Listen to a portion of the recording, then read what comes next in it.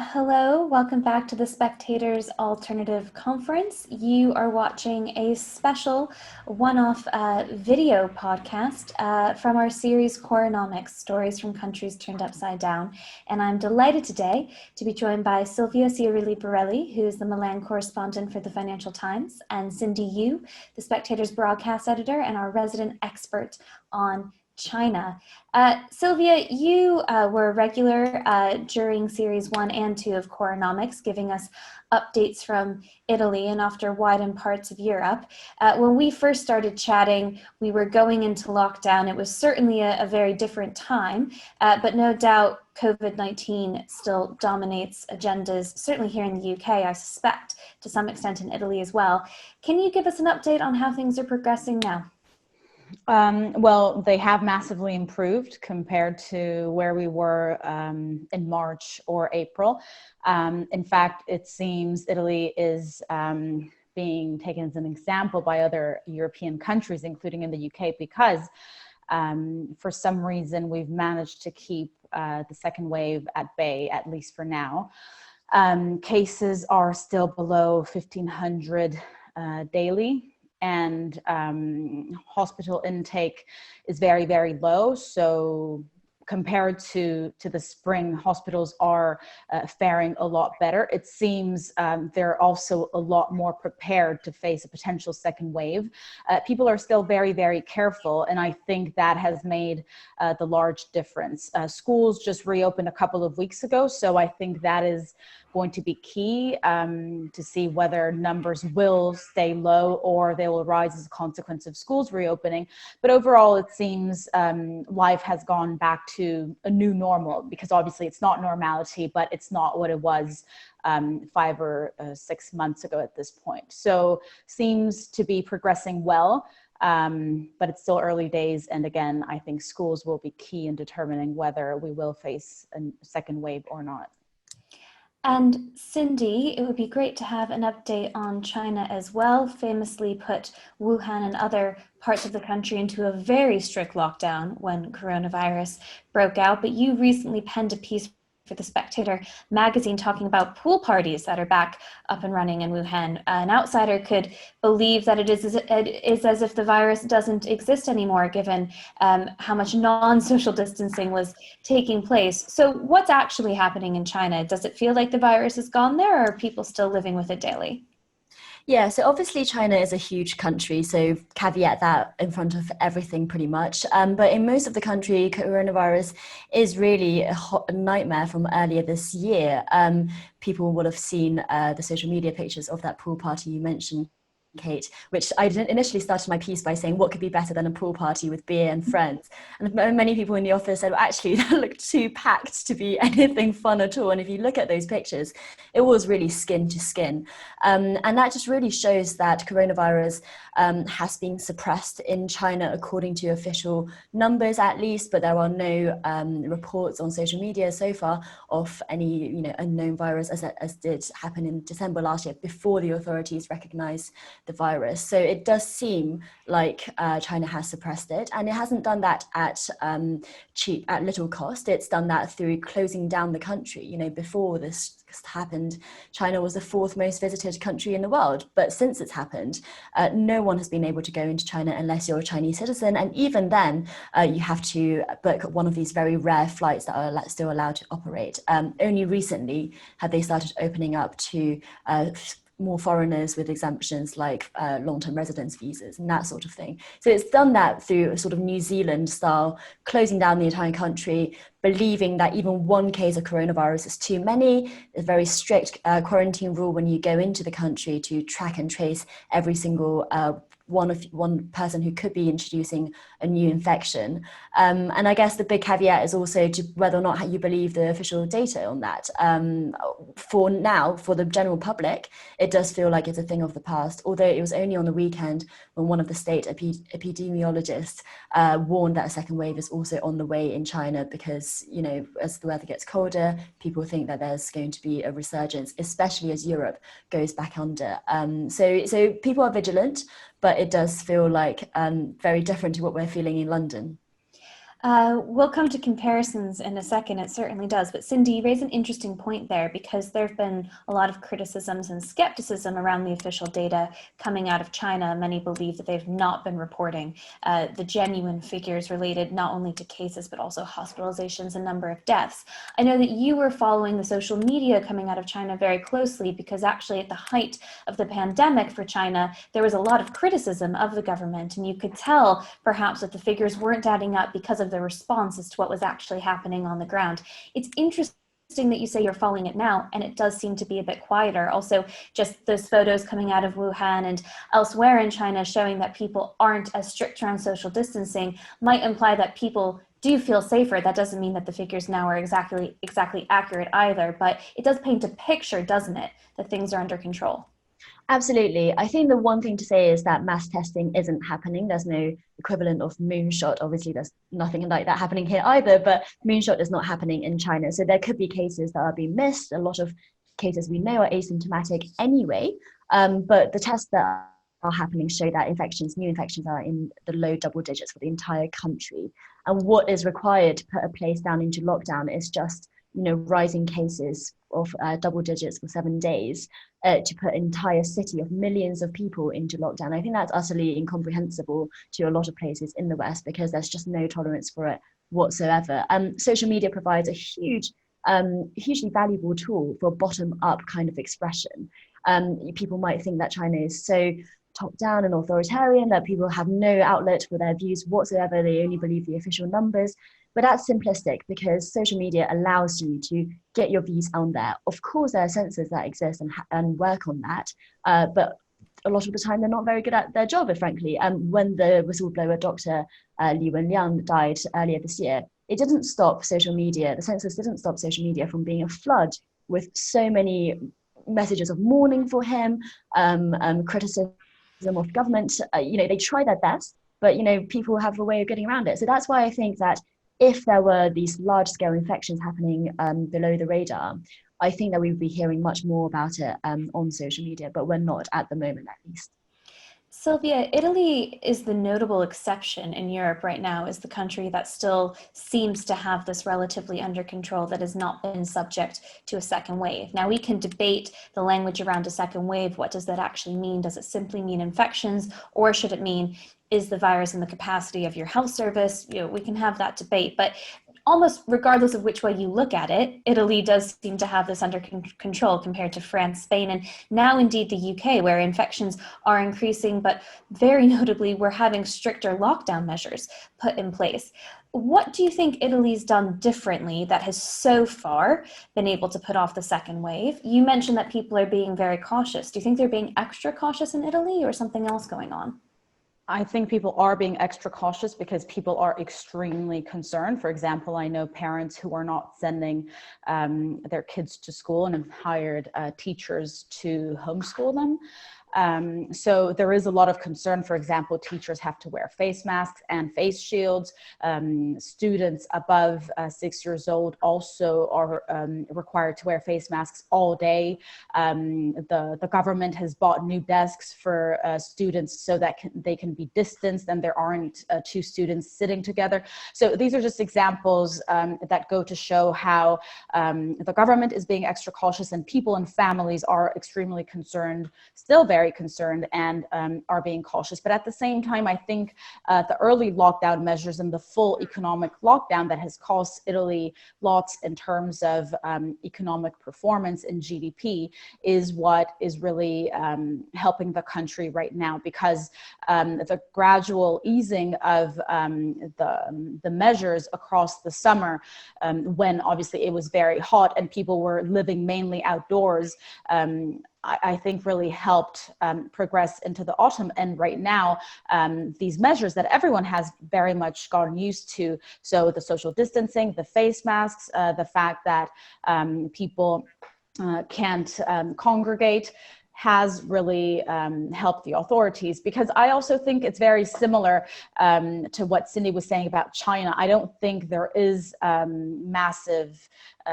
testing going on, and I don't think that many people are getting tested compared to what the government is hoping or what the government should be doing. So what the numbers are telling us is just what we know from the tests that are being carried out. But overall, the fact that it's under control, I think, is due to this combination and obviously the first mover advantage in a way. And the fact that I think, those remarks that Boris Johnson made about the UK being a freedom-loving country, whereas Italy and Germany perhaps not, is maybe what did make the difference, because the fact that people didn't really have a choice and they just had to go with those rules and had to go with those guidelines has really made a difference, and also I think make people feel safer. There has been some backlash to those comments from Boris Johnson that you just brought up. There's also some backlash to his comments when he addressed the nation, talking about how wonderful it was that Britain was a freedom-loving country, but then almost suggested that was the reason that infections were increasing. Do you think there's something in this idea that because Italy at the height of the pandemic was under stricter lockdown measures than places like the UK, people are terrified to be put in that position? Correct me if I'm wrong, Silvia, but I remember you, when we were doing the first series of the podcast, really couldn't go outside. I mean, you had to justify basically every time you walked out your door. Now, here in the UK, you weren't supposed to go out except for essential trips and to exercise, but you were indeed encouraged to go to the park, to take a walk, to take a jog. And it was different in Italy. It was stricter. Absolutely, it was stricter, and it was quite extreme. I wonder if in those first few months it was due to the fact that Italians probably, as Boris Johnson suggested, need stricter rules and need to have their freedoms literally limited in order to follow in line, right? Because Italians are known to sort of oppose following rules. They don't really like authority.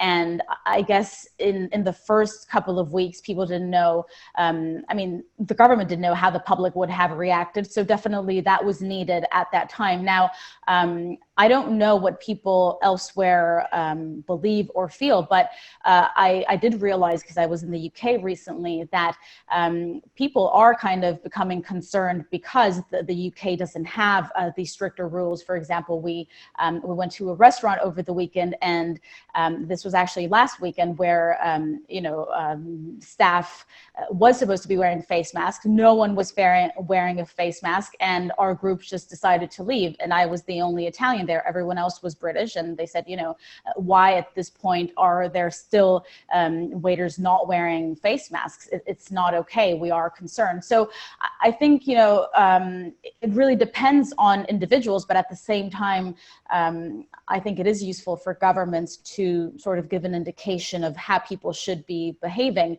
especially because I think at least the perception here now is that in the UK, numbers are out of control and the government isn't able to manage the situation. But then you also wonder, if that is the case, then why are these new guidelines quite lax compared to what the situation is being described as? So I think that is creating some sort of confusion, and it's probably not very helpful, at least in this phase. Kate, if I can come in. Please. So on the public opinion point, I think it's fascinating, because when I talk to my family in China, I ask them, aren't you worried that the government is hiding the actual numbers or for second wave? And they said, well, actually what lockdown was so strict that if it happens again, we'll just lock down again. And that actually gave them peace of mind to know that there will be strict lockdown coming. So conversely, they felt like they were in safe hands because of how strict the government's lockdown was, that they felt the government was taking it seriously. Now, obviously, that's just anecdotal, so I'm not saying that the Chinese people are happily taking lockdown, but I think we do see that replicated across the world, where to take something like this seriously, public opinion seems to think is that the stricter is better, and that actually gives people more confirmation. And we see that in the UK with public opinion polls as well. 70% of people think that the government should be going down stricter, and that students shouldn't be going home to Christmas or anything like that. So I think that's particularly fascinating about the psychology of public opinion in what makes this pandemic goes away. Well, that's interesting. Let's pick up on that point, Cindy, because as you note, here in the UK, public opinion overwhelmingly thinks that the government should go stricter. We don't have loads of public information about how many people are actually adhering to the rules. Sylvia mentioned when she was visiting anecdotally, she noticed that people weren't necessarily following the rules in restaurants with masks and social distancing. One of the first big pieces of evidence that we've gotten is from UCL and King's College London, which have amalgamated over 20 studies to show how many people said they would self-isolate if they had symptoms of COVID-19 or were told they were in contact with someone who tested positive, and then how many people did. Unsurprisingly, people polled said, the vast majority said that they would adhere to the rules. It turned out that only 11% of people who had been in contact with someone with COVID-19 were self-isolating, and 18% of people who had symptoms were. So there's a little bit of perhaps do as I say, not as I do, stated versus real preferences. Do we have a luxury here, Cindy, in the UK, though, to push back on some of those rules when they actually start to impact us? In China, if you are told to follow these rules, I imagine there could be much stricter penalty if you don't. Yes, absolutely. And this is where the similarities end. So in China, the public is made to follow these rules. For example, when you go back into China after flying there, you're getting into a quarantine of 2 weeks. The government will pay for you to stay in a government organized hotel in order to stay there. But it's so strict that you can't even go into the corridor of the hotel room. So you have to stay in the room. And when my grandma, who's a heavy smoker, went there, she didn't realize that her last cigarette would be at Heathrow. And she was locked in this room literally for a week.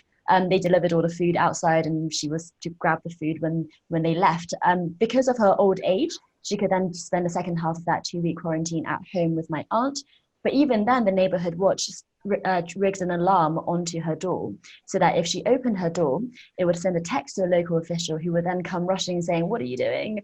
Can we get you anything?" They were all very friendly, but essentially the message was, don't leave. We'll make sure you're well fed, well watered, but don't do anything. And obviously we've also heard on social media again of reports of much harsher lockdowns in Xinjiang, the area where majority populations are Uyghurs.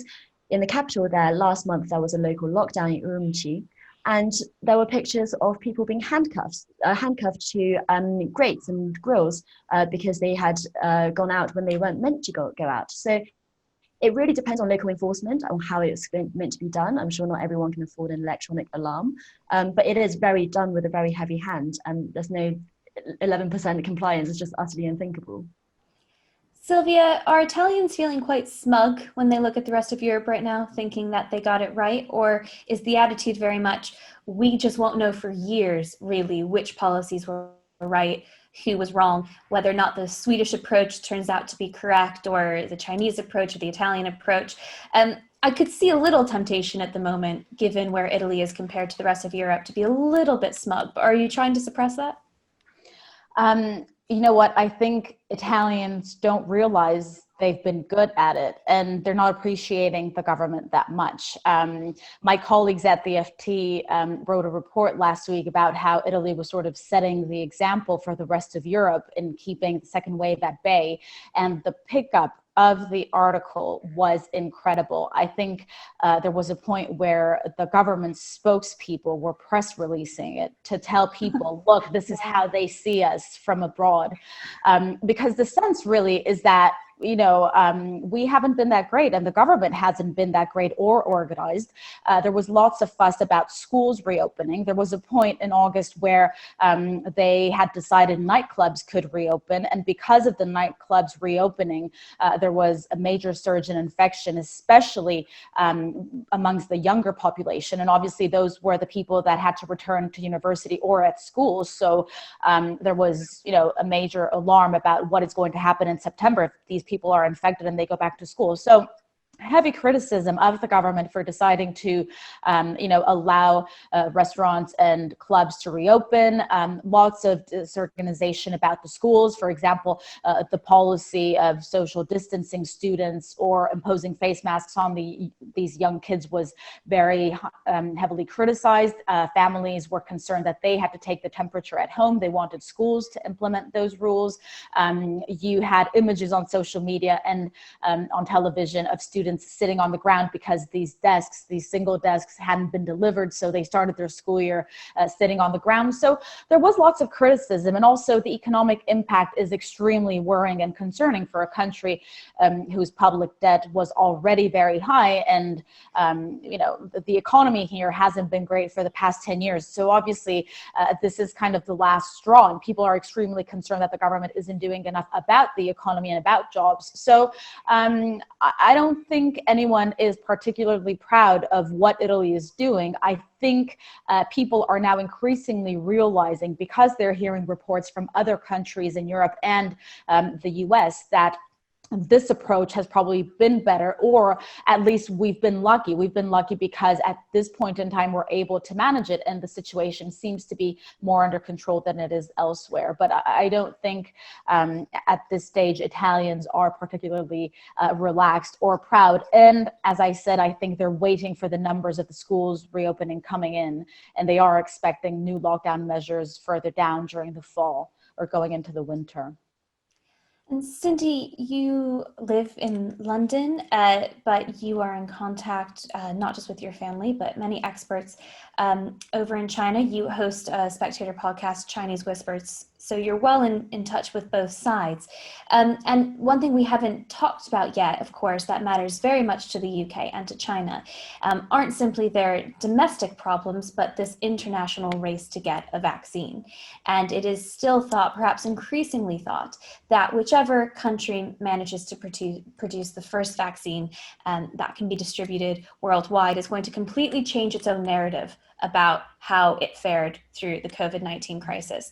The UK or England has had the highest number of excess deaths in Europe thus far, as was reported by the ONS. The UK had the largest economic contraction of any major country. But of course, China has all of the world's eyes on it as to where the virus originated from and the lack of honesty that it put out as the virus was starting to spread. Both countries are desperate to be the one to get this vaccine. How do you see this playing out on the world stage? And do you think if China in particular were to get the vaccine, that could change its narrative around COVID-19? So I thought Matthew Lin, who wrote a cover piece for us a few weeks ago on the vaccine nationalism, had a great line in his piece where he said that a lot of countries are seeing this as a moment of redemption. And it really is, because I don't think any single country has dealt with this in a perfect way. If you're a lockdown skeptic, even Sweden has screwed up on its care homes, or if you're not, even China has, screwed up on the initial response. So no country has come out of this perfectly. What vaccine developing countries have is at least that hope of redemption. We have Oxford. China has 5 of the remaining 10, the final stages of the global vaccine candidates are Chinese. They are racing very, very fast. The question is, are they cutting corners that people don't really want them to be cutting? China doesn't have a great track record in public health. It wasn't so long ago, only a couple of years, in fact, when there was a huge national scandal over a vaccine producer who had been selling out-of-date vaccines and mixing them up with new vaccines in order to sort of make a concoction. She was fined heavily and is now in jail. So China has a huge public health reputation domestically for not being very good at that sort of thing because of the regulatory capture that can happen in a one-party state. Globally, as you mentioned, do people trust China? Who knows? I mean, Pew Research shows that Europeans have never had lower opinions of China as a country. So if China really did develop the first vaccine, I'm not sure that politicians in Europe, and maybe Silvia would be able to enlighten on this, although perhaps Italy is a slightly different case because Italy and China seems to have maintained some more level of friendliness during this than other places have. I'm not sure Boris Johnson, for example, will be saying, yes, this is the one we want to be adopting, especially when you have your own skin in the game with the Oxford vaccine. So I hope that when it comes to a vaccine, the scientists would make a decision about whether or not they're valid and they work, and then the politics comes next. But I'm not entirely sure that is what would happen. For now, though, these 5 vaccine candidates, they are racing ahead. One of them has been so confident in its candidate that the CEO of the company has injected himself with this vaccine, as well as other senior leaders of the company. So, if they drop dead, I guess we know what's going on with that. But so it is very much a tight race, and all the stakes could never be higher. Well, that's one way to try to prove that your vaccine's safe. Silvia, in Italy, are conversations about a vaccine at the top of the agenda? They certainly are here in the UK with Oxford and AstraZeneca in the race in phase 3 to try to get the vaccine. In Italy, is there discussion about how it might be distributed if we were to come up with one in 2021? Well, there are a couple of Italian biotech firms that are working on one, but they're still in the early stages. I think they're about to end phase 1 and enter phase 2 this week. And it has been said that these would be distributed to the Italian population first. But obviously, these are just, great lines for politicians and officials at these companies, because obviously it's very likely the UK or China or the US will get a vaccine first. I think Italy is looking at the European Union because there were talks about distribution agreements managed at Brussels level. So at this point, I think here the vaccine is simply everyone's biggest hope, because everyone realizes that until a vaccine comes, it will be impossible to resume our normal lives. So I think the stakes aren't as political as they are elsewhere. I'm also thinking about the US, for example, where they have elections coming up. But obviously, everyone is talking about the vaccine as what will solve everyone's problems. And I think everyone here is keen to believe whoever tells them that the vaccine is about to come, whether it's next week or in 2 months, because the priority is just getting the vaccine and resuming a sort of normal life as much as that will be possible. It's certainly sold here in the UK as the silver bullet, but that is a dangerous game if it doesn't come, and it doesn't come in a timely manner. We're almost out of time, so just to wrap up, I'm going to ask both of you, starting with you, Cindy. Is COVID-19 still at the top of the agenda in terms of public discussion and government discussion in China? And if it's not, what is now at the top of the agenda? What should we and the rest of the world be looking to China to think, this is where their focal point really lies? So I think that's a really interesting question. COVID-19 is not at the top of the agenda right now. If you go onto Chinese news websites, and I don't just mean the state-run, party-run ones, but the ones that exist relatively independently, like Caixin, if you go down there, you really have to scroll down to find any recent COVID stories, because the infections are supposedly low, and so there's nothing too dramatic happening there. What has caught the Chinese imagination recently is the TikTok and WeChat bans in the UK.